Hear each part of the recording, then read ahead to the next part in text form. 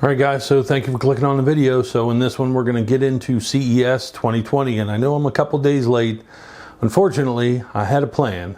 It was to get accepted into CES as media, get there, show you all the automotive technology and things that I felt like I could highlight for you and translate. But unfortunately, I caught the most tremendous sickness while I was there, and it put me out for about 10 days, no voice. So here I am a little bit late, guys. Stick around. You're watching KnightDriveTV. So folks, as we see tech progressively merge itself with the automotive world, it was high on my list to start attending CES annually. Here in Las Vegas, the Consumer Electronics Show in 2020 is known as one of the largest conventions we have here. The convention showcases some of the most radical technical displays of screen technology, recreational tech, sound technology, and also a large haul of automotive technology that companies project will lead us into the future. While I spent many years turning gasoline into noise, tuning cars with laptops, I also planned an EV conversion in 2008 using a DC forklift motor in a small compact car chassis. I modded golf carts. I even modded a hybrid Honda Insight and its powertrain system. So my electric background in RC vehicles also was pretty extensive. So with that balanced perspective and outlook, I hit the halls of the convention center with some tough questions to see where this automotive future of ours is headed. Folks, so we're here at CES and essentially ran first into the Fisker Karma booth. Obviously no longer the Karma, now they are selling the Ocean. Spoke briefly with a representative of the company, not much information. That is the only prototype that they have at this point. They are seeking obvious investment, but I asked what the difference would be versus the previous business model to today. And the situation basically is that they said that it's entirely different, and that the approach and more global business partners will lead to hopefully more success this time around. Interesting looking vehicle. Couldn't get much information because unfortunately the representative didn't have time to speak with me. So hopefully more details ahead. I would like to feature this car in a video. Let's keep looking. So first, I arrived at the Fisker Ocean display.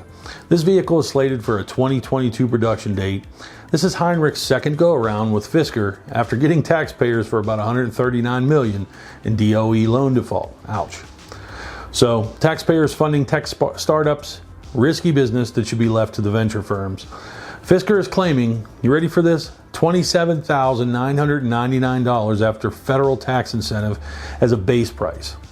250 to 300 mile range, monthly subscription, cancel anytime ownership. Business model at $379 a month. And annual mileage allowances up to 30,000 miles. Well, who isn't taking that deal, am I right? Is Fisker checking enough "oh I wish" boxes, or does it sound too good to be true? I asked the rep on site, so what's different this time around? The rep stated that the entire business model was different this time, but from the bottom up, but didn't give much further detail. I was looking forward to a great conversation, but quickly the rep dismissed me for a guy, also with a media tag, but with a much larger camera. For now, my recommendation is be very cautious with Fisker. I'll talk more in detail about Fisker in a live episode, which I'm going to start here shortly, so keep an eye out for that if you're a subscriber. It's going to be a great talk. So from there, we jump over to Rivian Adventure, and it's the truck on display in the Amazon booth. Prices starting at 70 grand for this truck, claims that it targets adventure and overland. It's a very, very niche market target, and it has me cautious as well, but the company is indeed heavily funded. The vehicle advertises water depth fording ability, range of 400 plus miles, quad motor tank turn ability, which was absolutely great for clicks, and some other unique marketing features. The rep on site answered my questions in general, but again, little detail exists for where it will be serviced, what the future holds, etc. A pre-order of $1,000 secures your spot, which sits in an account awaiting order status. The rep stated that Rivian will essentially be building some type of Ford product based on this architecture, so we'll wait and see. The company seems well positioned, as the current runway for the company is probably healthy, with $500 million from Ford and $700 million from investment from Amazon. Seeking some detailed look inside, the Rivian rep told me, despite having media credentials, don't touch the truck, as it's apparently their only one. So again, we'll discuss more about this in the live show later. So be sure to catch that and sub to be notified of it. So let's jump over to the Mustang Mach E. Coming from a well-established brand like Ford, its positioning to compete with the Model Y among various similarly priced luxury SUVs. With Ford's market share shrinking here and in China, I think all hands are on deck to figure out what the future holds. Entry level is $44,000 for a base SUV, going up into the 70s for an optioned GT model. The typical EV marketing exists here as well, with quick 0 to 60 times and range figures, etc. Ford has a deal with Electrify America and others for a national network that includes 12,000 charging stations and 35,000 plugs, as well as 2,100 dealerships certified to service the vehicles. This represents a big advantage over smaller startups, as the electric motors themselves tend to be very reliable, but loading heaps of tech into the vehicle have often proved problematic for brands. Ford looks to leverage the Mustang brand recognition with weaving in Mustang cues, but the rep stated Ford has just committed to expanding Mustang as a brand, and the Mustang as we know it is safe. Speaking with the rep at the show, most common questions are obviously range, why Mustang, and how fast is it? The marketing sure is working, I must say. From there, I hopped over to Byton's m-byte on display. Byton is a company that relies on a global team at its core, with concept and design out of Munich, Germany, headquarters, R&D, and production in China, and interface and software in Santa Clara, California. Reps said production is pending, and this vehicle is an actual pre-production model from its manufacturing plant in China. Byton's founder is a former head exec at BMW, and the company's unique offering really focuses on interaction and the machine-human interface. Gesture options, facial recognition, pivoting front seats, and even meditation zones, coupled with massive dash screens, are sure to make your Samsung S20 or iPhone 11 feel insecure about itself. According to the website, owning it will lead to a lot of whispering with your friends, though, apparently, a lot of secrets. I can't imagine why. Aerospace flat antenna tech enables the vehicles to reach 150 megabyte per second 4G speeds, as the rep said the ability to be entertained while charging was a key focus. Production is beginning in China, and plans to sell in North America were reportedly complete, so keep an eye out for Byton. After making my way past Ecto 1, the Cadillac in the Sony booth, showing off some really cool moving screen and dolly coordinating tech, I came upon Sony's surprise unveil of the Vision S concept. I literally came upon this car with like 2 minutes left in the show, but had previously been speaking with a rep from Magna Steyr. Now, Magna is a major tier 1. Magna is the car manufacturer that most people in the masses have never heard of, but is a player in the game for sure. And we're talking $40 billion in revenue in 2018. Magna can pretty much build whatever you have the money to pay for. And in this case, Sony paid them to build a car. Magna can do that, and as they're the current manufacturer of the Toyota Supra, BMW Z4, the BMW 5 Series, G-Wagon, a couple of Jaguars, etc. Big OEMs go to Magna when they need a real helping hand getting a car built, and it's companies like these that open opportunities for tech companies like Sony, LG, Apple, and others to potentially bring some type of vehicle to market when they themselves have little to no automotive experience. So, how much for this Sony's car, the range, and when can you get one? Well, never apparently. Sony states it never intends to sell nor get into the car business. It was just a savvy way to grab a mountain of PR and attention and basically take hold of CES. So this is something which I want to discuss on the live show. Speed of engineering and global partnerships are really creating this opportunity to put a car on a stage, but not one that will necessarily ever see the light of day.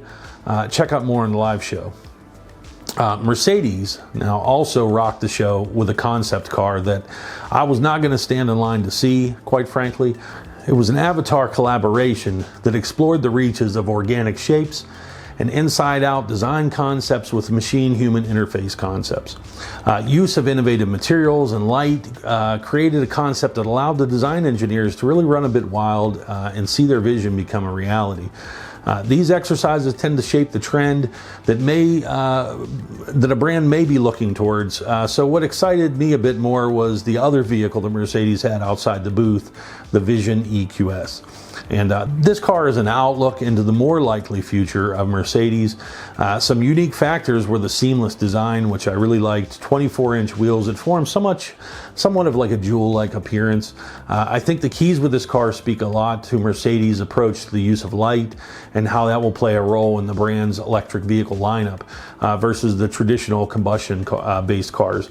Digital headlamps and 360-degree light belt around the car are things that I imagine are likely to become a reality.